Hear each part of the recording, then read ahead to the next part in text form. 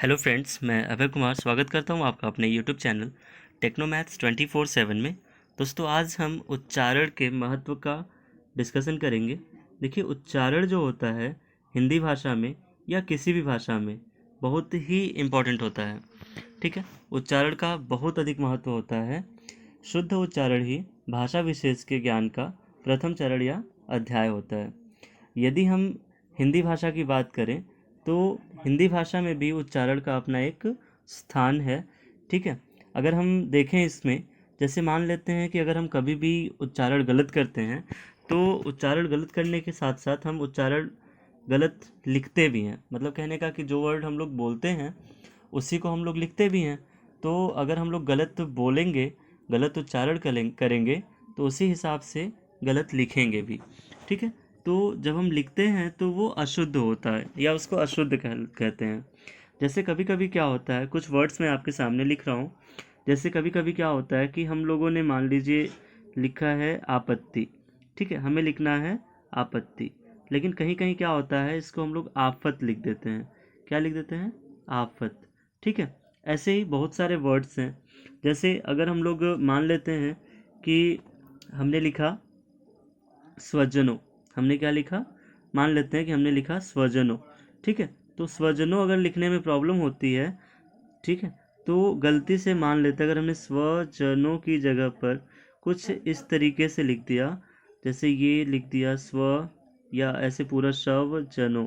ठीक है, तो यहाँ पे क्या होगा कि जैसे ही हम लोगों ने शुद्ध लिखा, अशुद्ध लिखा या अशुद्ध बोला, अशुद्ध उच्चारण किया, हम तुरंत हंसी के पात्र बन जाते हैं।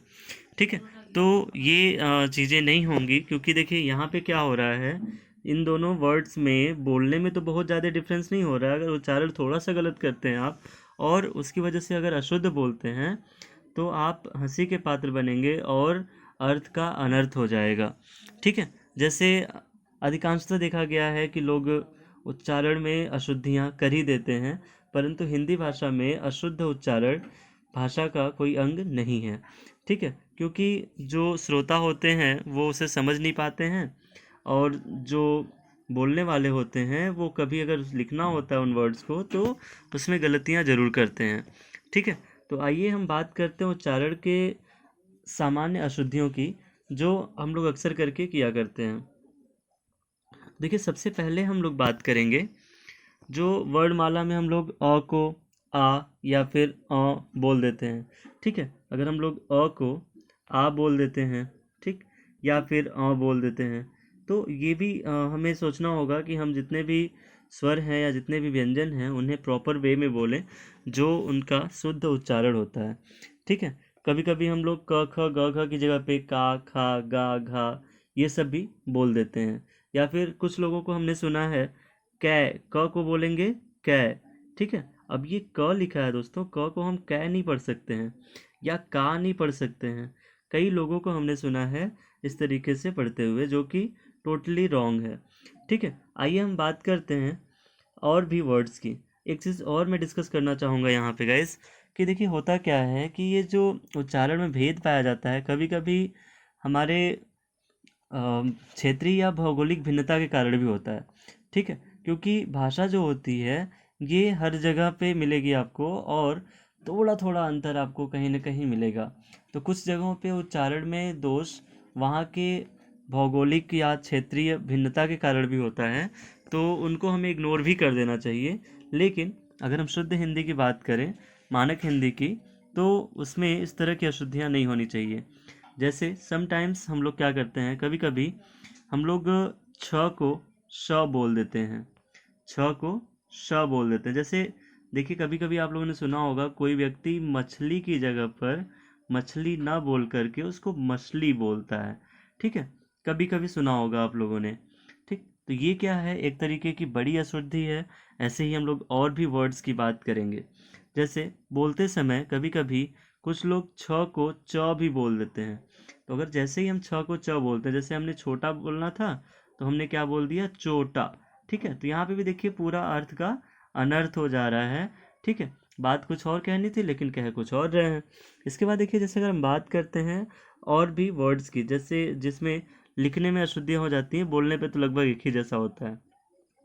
जैसे अगर हमने छ को ये वाला छ लिख दिया, क्षत्रिय वाला छ, ठीक है, तो ये छतरी वाला छ है और ये जो है आपका क्षत्रिय वाला छ है। अगर हमने छ को छतरी वाले छ को क्षत्रिय वाला छ लिख दिया, तब क्या गलती होती है? तब देखिए, जैसे अगर हम छात्र लिखते हैं, मान लेते हैं छात्र हमें लिखना है, लेकिन छात्र की जगह पे अगर हम ये छात्र लिख देते हैं, तो देखिए अगर हम ये छात्र लिख देते हैं, ठीक है, तो क्या होगा? गलती तो हो ही जाएगी, ठीक है। इस तरीके से हम लोग को शब्दों के अशुद्धियों को ध्यान में रखने के लिए पहले एक एक वर्ड में जो अशुद्धियाँ करते हैं उन पे ध्यान देना होगा। इसके बाद जैसे देखिए कुछ लोग ढ और ड़ की भी अशुद्धियाँ कर लेते हैं, ठीक है। आइए बात करते हैं वो कौन सी अशुद्धियाँ होती हैं, यानी कि वो किस तरीके से करते हैं हम लोग। जैसे ड और ढ में ज़्यादा अंतर जो लोग नहीं कर पाते हैं, ठीक है, या फिर जो लोग ड़ और ढ में ज़्यादा अंतर नहीं कर पाते हैं, वो भी इस तरह की अशुद्धियाँ करते हैं, ठीक है। उच्चारण अशुद्ध उनका होता है। जैसे पढ़ना को कोई कोई पढ़ना बोल देता है, जैसे पढ़ना को कोई कोई पढ़ना बोल देता है, ठीक है। तो पढ़ना जब बोलेंगे दोस्तों, देखिए इस तरीके से लिखाएगा वो, ठीक है। तो होता क्या है, जब कोई बोलता है और सामने वाला लिखता है, तो उस टाइम क्या होता है, अगर हम उच्चारण गलत कर रहे हैं तो सामने वाला लिखना भी गलत ही करेगा, ठीक है। तो इस वजह से उच्चारण का बहुत ज़्यादा महत्व होता है, ठीक है। जैसे कभी कभी क्या होता है कि ड़ को हम लोग र बोल देते हैं, ठीक है, ड़ को हम लोग र बोल देते हैं, ठीक। जैसे मान लीजिए हमें बोलना है सड़ना, हमें बोलना है सड़ना, तो हमने क्या कह दिया, सरना, ठीक है। तो ये एक तरीके से मान लीजिए भाषा के स्वरूप में भिन्नता के आधार पे भी हो सकता है, लेकिन अगर हम मानक हिंदी की बात करें तो वहाँ पे सड़ना ज़्यादा बेटर है, सरना नहीं, ठीक है। जैसे हम लोग त को थ बोलते रहते हैं अक्सर करके, ठीक है। जैसे कभी कभी आप लोगों ने सुना होगा कुछ लोग त को थ भी बोलते हैं। एक एग्जांपल लेते हैं, जैसे भरत, ठीक है। कई लोगों के मुंह से हमने भी सुना है भरत ना कह के वो लोग क्या कहते हैं, भरत, ठीक है। तो ये चीज़ बिल्कुल ही गलत है, ठीक है। इसके बाद जैसे मान लेते हैं कुछ लोगों के मुंह से भी सुना है दशरथ को दशरथ बोलते हुए, जैसे द श र थ, दशरथ को क्या बोलते हैं, द श र त।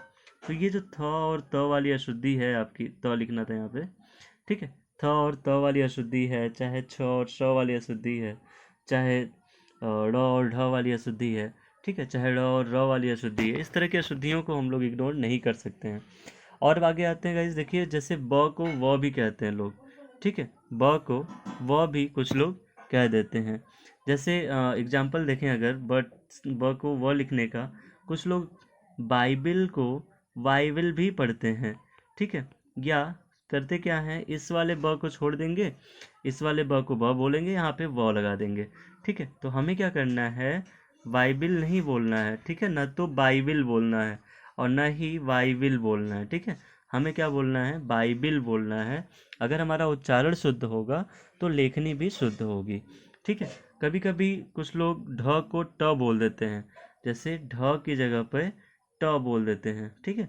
तो वो ढोलक न बोल करके, एक एक एग्जाम्पल मैं सब में ले रहा हूँ क्योंकि ये बहुत ही बड़ा हो जाएगा अगर हम कई एग्जाम्पल लें, वीडियो काफ़ी लंबी हो जाएगी और मुझे लगता है कि एक एक एग्जाम्पल काफ़ी इनफ रहेगा चीज़ों को समझने के लिए, और बाकी एग्जाम्पल्स आप अपने आसपास के लोगों से ढूंढ सकते हैं, ठीक है। तो फिलहाल अगर देखें जैसे ढ को ट बोलने वाले एग्जाम्पल में, तो ढोलक की जगह पे हम लोग टोलक भी बोल सकते हैं, ठीक है। तो इस तरीके की जो बातें होंगी, जैसे ढोलक को हमने टोलक कह दिया, तो यहाँ पे तो बिल्कुल अशुद्धि हो जा रही है।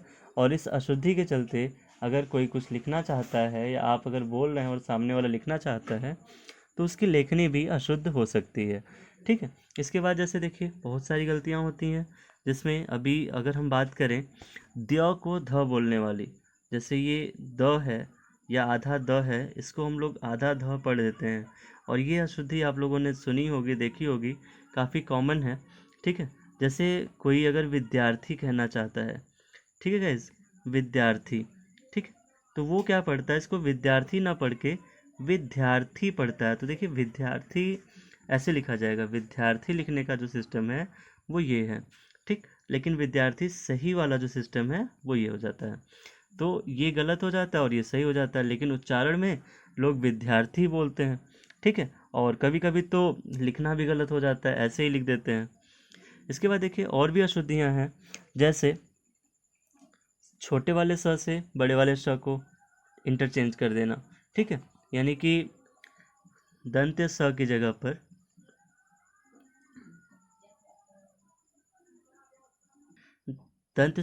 पर हम लोग तालव्य श का प्रयोग कर लेते हैं, और कभी कभी तालव्य श की जगह पे दंत श का प्रयोग भी कर लेते हैं। तो ये भी एक अशुद्धि है जो कि काफ़ी बड़े पैमाने पे हो जाती है।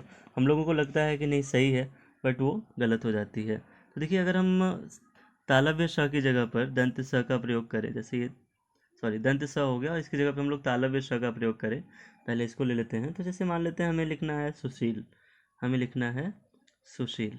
ठीक है, और हम क्या लिख देते हैं कुछ इस तरीके से, सुशील। ठीक है, तो ये गलती हो जाती है। या फिर इसी में कभी कभी क्या करते हैं हम लोग, इस वाले तालव्य श की जगह पे दंत्य श लिख देते हैं। ठीक, तो वहाँ पे भी गलती हो जाती है। जैसे मान लीजिए हमें लिखना है रास बिहारी, इसी तरह का एक एग्जाम्पल और लेते हैं। जैसे हमें लिखना है मान लीजिए रास बिहारी। ठीक है, तो अब इस रास बिहारी में अगर हम लोग, ये शुद्ध है, ठीक है, अगर यहाँ पे रास श लिख दें, ये वाला श, ठीक है, और ये बिहारी हो जाए, तो रास बिहारी। अब ये क्या होगा, रास बिहारी हो जाएगा, और ये क्या था, रास बिहारी। तो गलत कौन सा है, ये गलत हो गया, और ये क्या है, शुद्ध है आपका। तो यही उच्चारण की गलती से आपका जो लेखनी है वो काफ़ी प्रभावित होता है। ठीक है, अभी जैसे देखिए कभी कभी क्या होता है, शब्दों को बोलते समय, जैसे अभी हमने ही बोला, ठीक है, तो जैसे प्रभावित कहना चाहता था मैं, लेकिन गलती से हल्का सा प्रवाहित जैसा कुछ वर्ड निकल गया है। ठीक है, तो इस तरह की भी गलतियां होती हैं। जैसे अब हमें बोलना था प्रभावित, ठीक है, लेकिन हमने क्या कह दिया इसको, प्रवाहित। तो देखिए यहाँ पे दोनों का अर्थ तो एकदम अलग अलग हो जा रहा है ना। तो इस तरीके से देखिए दोनों में उच्चारण के आधार पे देखा जाए तो एक दूसरे का अर्थ बिल्कुल अलग है। ठीक है, बट कभी कभी इस तरह से अशुद्धियाँ भी हो जाती हैं। ठीक है, जैसे मान लीजिए अभी हम लोग और आगे बात करते हैं कुछ अशुद्धियों की। जैसे ड़ को हम लोग कभी कभी न पढ़ लेते हैं। ठीक है, जैसे शुद्ध क्या होता है गाइज, शुद्ध होता है आपका देखिए रावण। ठीक है, लेकिन इसको हम लोग क्या पढ़ लेते हैं, रावण। ठीक है, कभी कभी ये भी गलतियाँ हम लोग कर लेते हैं। ठीक है, जैसे अगर हम कहें वर्णन, ठीक है, तो वर्णन को कोई कोई वर्णन भी कहता है। ठीक है, वर्णन को कोई कोई वर्णन भी कहता है, और अगर इसकी जगह पे आप ये लिख देते हैं तो फिर तो ये बहुत ही बड़ी गलती हो जाएगी। ठीक है, इसके बाद देखिए जैसे अगर हम बात करें व को ब बोलने की, ठीक, जैसे कॉमन है ये एग्जाम्पल जो मैंने इसमें लिया है। जैसे व को हम लोग ब बोल देते हैं। ठीक है, तो व को ब बोलने की जो अशुद्धियाँ हैं वो कॉमन है।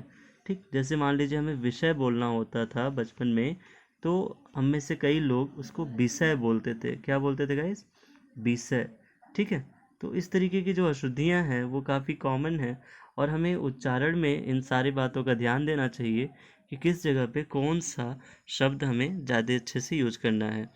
जैसे कभी कभी हम लोग ड और ढ वाले एग्जाम्पल की बात कर लेते हैं एक बार और। ठीक है, तो जैसे अगर हम बात करते हैं गड्ढा लिखना है, ठीक है, तो गड्ढा लिखना है हमें तो इस तरीके से लिखेंगे। ठीक है, आधा ढ आधा, एक बार ढ पूरा रहेगा, एक बार आधा ढ रहेगा। ठीक है, सॉरी, इस तरीके से रहेगा ग, और ये आधा ड, और ये ढा, गड्ढा। ठीक है, लेकिन इसकी जगह पे कुछ लोग गड्ढा बोल देते हैं। क्या बोल देते हैं, गड्ढा। इस तरीके से ग आधा ड फिर पूरा डा। ठीक है, तो ये गड्ढा लिखना था हमें, लेकिन हमने क्या लिख दिया, गड्ढा। ये क्यों हुआ, उच्चारण में अशुद्धि के कारण। ठीक है, जैसे अगर हमें मान लेते हैं कि एक आध और एग्जाम्पल ले लेते हैं, ठीक है, जो पीछे हम लोग पढ़ चुके हैं उस पर आधारित। जैसे हमें मान लीजिए छ वाली छतरी वाले छ की जगह पे हमने छतरी वाला छ लिख दिया, तो ये भी एक अशुद्धि ही है।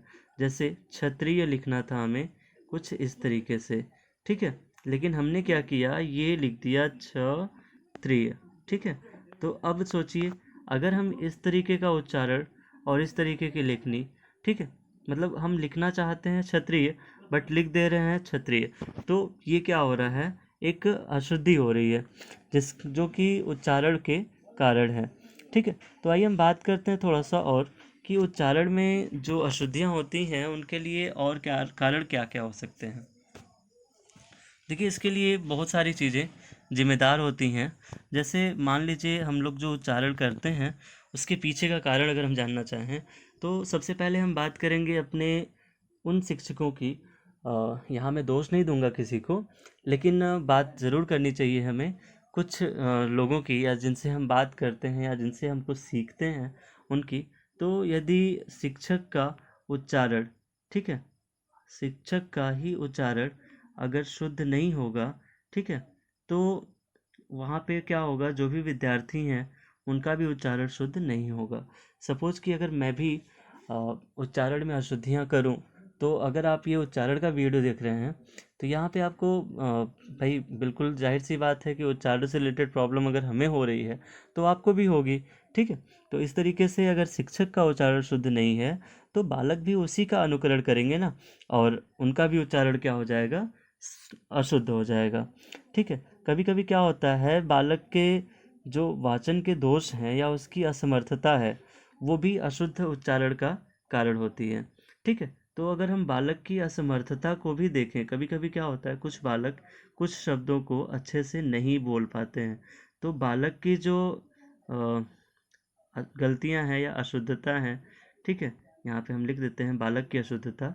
तो ये भी एक मतलब एक टॉपिक हो जाएगा ये, कि बालक की अशुद्धियों के कारण भी हम लोगों का जो उच्चारण है वो गलत हो जाता है। ठीक है, और इस तरीके से शिक्षक और बालक दोनों के जो दोष हैं उच्चारण के, उन पे हमें ध्यान देना चाहिए। अगर हम शिक्षक हैं तो हमें बालक के उच्चारण पे भी ध्यान देना बहुत ज़रूरी है। ठीक है, और अभी हमने जस्ट बताया कि अगर किसी क्षेत्रीय भाषा का प्रभाव देखें तो ये भी एक तरीके से उच्चारण में दोष का एक कारण हो सकता है। ठीक है, दोस्तों क्षेत्रीय भाषा का प्रभाव अगर हो, ठीक है, तो वो भी एक बहुत बड़ा कारण होगा उच्चारण में अशुद्धि का। क्योंकि क्षेत्रीय भाषाओं में क्या होता है, कभी कभी कुछ शब्दों को वैसे ही बोला जाता है। जैसे अगर हम बात करें तो कभी किसी भाषा में आपने सुना होगा व को भ बोला जाता है, तो अक्सर करके वहाँ पे व में और भ में कन्फ्यूजन बना रहता है। ठीक है, जैसे मान लेते हैं अगर हमें वाटर बोलना है, मान लेते हैं वाटर बोलना है, ठीक, और वाटर की जगह पर अगर हम भाटर बोलें तो सोचिए, लिखते समय भी अशुद्धि और बोलते समय भी अशुद्धि, ये कितना बड़ा दोष है। ठीक है, तो इस तरह से क्षेत्रीय भाषाओं के प्रभाव के कारण भी ये चीज़ें हो जाती हैं। और कभी कभी क्या होता है, जो पुस्तक छपी हैं या जो पुस्तक बच्चों को दी गई हैं, अगर उसमें कोई छोटी मोटी भी अशुद्धियाँ हैं, ठीक है, तो पुस्तक के मुद्रक के मतलब कि पुस्तक की जो कमियां हैं उसके कारण भी, ठीक है, पुस्तक के मुद्रण की जो कमियां हैं, ठीक, मुद्रण मतलब प्रिंटिंग की बात कर रहे हैं, तो पुस्तक के मुद्रण की जो कमियां हैं उनके कारण भी उच्चारण में दोष हो सकते हैं। ठीक है, इसके बाद हम बात करें अगर, तो एक और भी टॉपिक यहाँ पे आ सकता है, वो है आपका अज्ञानता। ठीक है, अगर हम बात करें अज्ञानता, जैसे हमें शब्दों के उच्चारण की या फिर वर्णों के उच्चारण का पूरी तरह से ज्ञान नहीं है, ठीक है, उस बारे में हम लोग अज्ञान है अगर, तो वहाँ पे भी हम लोग इस तरह की अशुद्धियाँ कर लेते हैं। तो इसको हम एक टॉपिक दे देंगे, अज्ञानता के कारण। ठीक है गाइस, तो अज्ञानता के कारण भी काफ़ी अशुद्धियाँ होती हैं। तो ये तो थी गाइस उच्चारण में से संबंधित जो भी अशुद्धियाँ होती हैं, ठीक है, उनके पीछे का कारण और कौन कौन सी अशुद्धियाँ होती हैं और इनको हम लोग कैसे इन अशुद्धियों को रोक सकते हैं, अब उनकी बात करते हैं। ठीक है, देखिए अशुद्धियों को रोकने के लिए क्या है, हमें कुछ बातों पे ध्यान देना चाहिए। जो जो कारण हैं उन्हीं कारणों पे हमें ज़्यादा ध्यान देना चाहिए। तो सबसे पहले हम ये कर सकते हैं कि जिन छात्रों का उच्चारण अशुद्ध है उनका अनुकरण अन्य छात्र न करने पाए। देखिए जैसे कुछ बच्चे जो होते हैं वो खुद तो गलत बोलते ही हैं, लेकिन उनके साथ साथ और भी बच्चे उन्हीं की बातें सुन करके उसी के तरह बोलना शुरू कर देते हैं। तो यहाँ पे क्या हो जाएगा कि जो भी बच्चों का उच्चारण अशुद्ध है, ठीक है, तो उनका जो अनुकरण है, अनुकरण मतलब रिपीटेशन, ठीक है, बार बार बुलवाना, वो सही बच्चे के द्वारा हो जिनका उच्चारण शुद्ध हो। ठीक है, तो ये ज़्यादा बेटर हो सकता है शुरुआत से ही उच्चारण पे ध्यान देने का। दूसरा जो है वो ये है कि जब भी हम कभी सामूहिक रूप से उच्चारण करें, जहाँ पे 10 लोग, 12 लोग, 20 लोग हों, या पूरी क्लास चल रही हो, ठीक है, 1000 2000 लोग भी हों, 100 500 जितने भी लोग हों, उससे मतलब नहीं है। अगर हम सामूहिक उच्चारण कर रहे हैं तो वहाँ पे भी हमें उच्चारण के महत्व पे अधिक ध्यान देना चाहिए। ठीक है, इसके बाद जैसे अगर हम बात करें कि तीसरा कारण क्या होगा या तीसरा उपाय क्या होगा इसके लिए, तो देखिए हम लोग उच्चारण प्रतियोगिताओं का आयोजन भी करवा सकते हैं और इसके लिए पुरस्कार वगैरह देकर के छात्रों को उनके उच्चारण सुधारने का प्रयत्न कराया जा सकता है। ठीक है, इसके बाद और भी चीज़ें हैं, जैसे तकनीकी साधन उपलब्ध करा करके उनको हर तरीके के शुद्ध हिंदी की वीडियोस या फिर शुद्ध हिंदी की लेक्चर्स प्रोवाइड करा करके उनको उनका उच्चारण सुधारा जा सकता है। ठीक है, और ये जो प्रक्रिया है दोस्तों, ये मेरे ख्याल से बचपन से ही होनी चाहिए बच्चे में, क्योंकि बड़ा होने के बाद कभी कभी क्या होता है, कुछ शब्द ऐसे होते हैं जो हमारे दिमाग में अच्छी तरह से घर बना लेते हैं और उन्हें हम चाह करके भी, ठीक है, नहीं निकाल सकते अपने दिमाग से।